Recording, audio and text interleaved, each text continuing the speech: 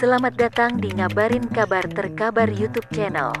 Sambil menikmati kopi dan teh Anda, kami kabarkan kabar-kabar yang berseliweran untuk Anda. Dan jangan lupa untuk subscribe, like, share, and comment. Kalau boleh dirumuskan dalam 3 poin, kesan-kesannya apa? Kesan saya kerja dengan Bapak Jokowi, Bapak Presiden dan Pak Wapres, semua terukur, fokus, dan dengan target. Oh, jadi ada KPI-nya langsung? Oh, iya. Ada deadline-nya apa segala macam gitu ya? Pasti fokus dengan target dan terukur. Jadi beliau hanya ngecek kalau beliau ke lapangan, khususnya untuk yang pekerjaan-pekerjaan infrastruktur, kita punya rule of thumb gitu. Kalau beliau ke lapangan sekali, saya harus 2 kali. Kalau saya harus 2 kali, dirjen saya harus 3 atau 4 kali. Jadi itu bukan karena tidak percaya, tapi memang semua harus on the right track untuk khususnya mencapai target-target itu. Kalau boleh throwback, waktu awal 5 tahun yang lalu, santai aja Pak, kita santai aja. Kan kalau nggak salah tanggal 25 atau tanggal 26 Oktober 2014 ya diumumkan. Nah itu sebelumnya udah dipanggil duluan ngadep ya Pak?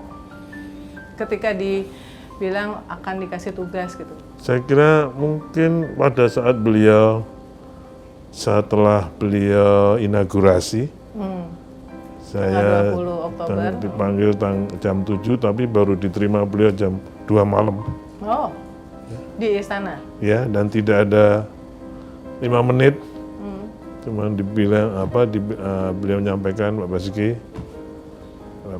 Basuki Rang PU dan saya tunjuk sebagai Menteri PU PR, cuma begitu aja. Waktu itu Pak Basuki meresponsnya gimana ketika dapat penugasan dari Presiden Jokowi?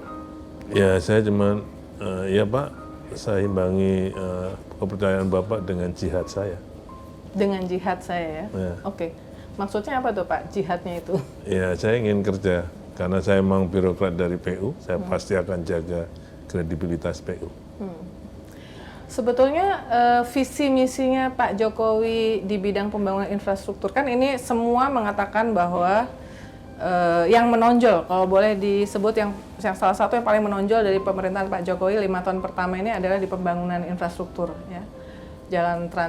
Tol Trans Jawa, kemudian tol Trans Sumatera kan mungkin pembangunan tol yang paling panjang, yang 340-an lebih kilometer ya. Di mana? Yang Trans Sumatera. Sumatera itu 2000 km.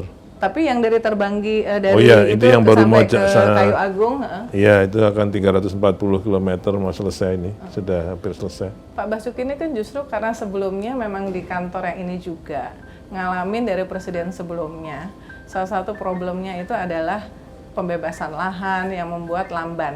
Terus apa yang bikin 5 tahun ini beda dan bisa cepet ya? Tadi yang saya sampaikan fokus. Fokus itu sejak dari programming. Jadi saya dari dulu menyampaikan pada pimpinan-pimpinan saya, Pak, kalau yang namanya pemerataan itu menurut saya ini memang ada 2 mazhab. Pemerataan menurut saya ya itu bukan dibagi rata. Jadi kalau kita membangun punya uang 100 bukan dibagi rata 10. Kalau mau 10 lokasi bukan dibagi rata. Tapi mungkin 50 di satu tempat tapi selesai. Tahun depan pindah. Nah, dulu mungkin dibagi rata. Sehingga kalau saya menyampaikan kalau kita prasmanan, kalau dibagi rata itu semua acar. Dimakan semua, mules. Nggak ada yang jadi. Gitu. Jadi nggak ada main course-nya. Nah, dengan leadership Bapak Jokowi ini semua difokuskan. Jadi misalnya perbatasan. Jadi fokus di perbatasan dulu. Nah, tahun depan pindah. Kalau sudah selesai, pindah. Jadi pemerataannya bertahap. Nah, itu satu programming. Yang kedua, untuk pembebasan lahan, ya ini dengan undang-undang pembebasan lahan yang baru, yang nomor 2 tahun 2014 baru itu sudah jelas waktunya. Waktunya dan kalau memang tidak sepakat dengan harganya, kita ke pengadilan konsinyasi, tapi pekerjaan jalan terus.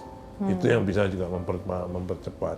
Kemudian pembebasan lahan juga dengan dana talangan yang dilakukan oleh investor maupun oleh kontraktor. Jadi kalau itu masuk PSN, maka kontraktor bisa nalangi pembebasan lahan sambil kita menyiapkan di APBN.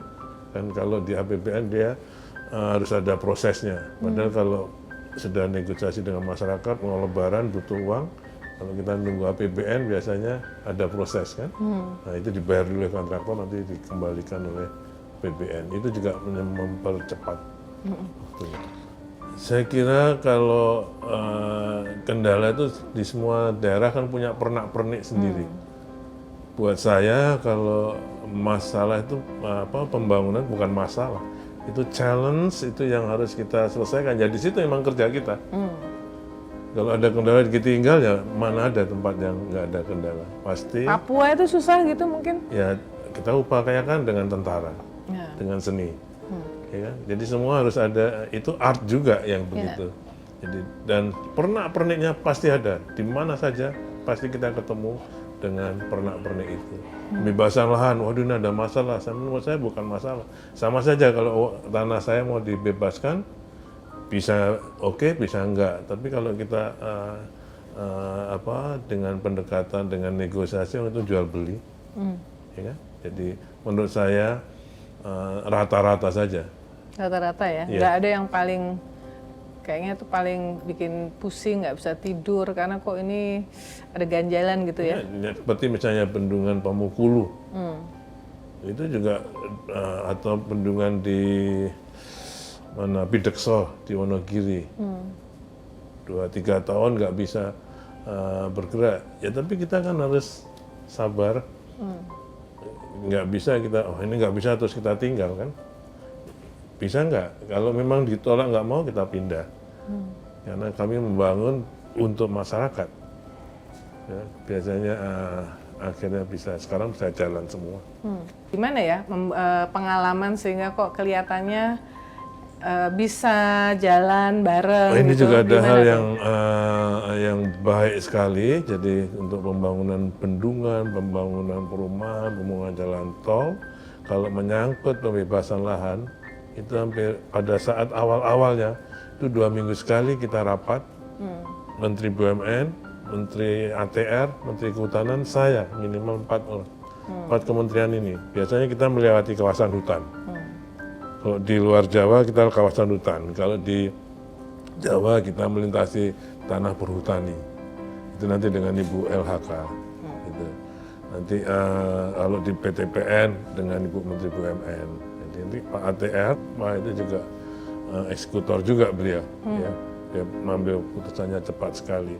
Kalau sudah diambil di rapat ada putusan, kemudian saya ke lapangan, kalau ada masalah saya langsung telepon ke Pak ATR, nanti Pak ATR langsung telepon ke kepala kantor pertanahan, kabupaten maupun provinsi. Sama aja dengan Bu Siti Nurbaya, Siti Nurbaya. Saya langsung telepon beliau akan menindaklanjuti. Sama halnya kalau Pak Presiden ke lapangan, ada masalah tanah, beliau langsung telepon dan pasti putus selesai di lapangan. Nah, maka itu. Jadi memang intinya sih pengambilan keputusannya ada terus ya. Iya, itu pas yang paling menentukan decision making itu. Dan itu biasanya selesai di lapangan.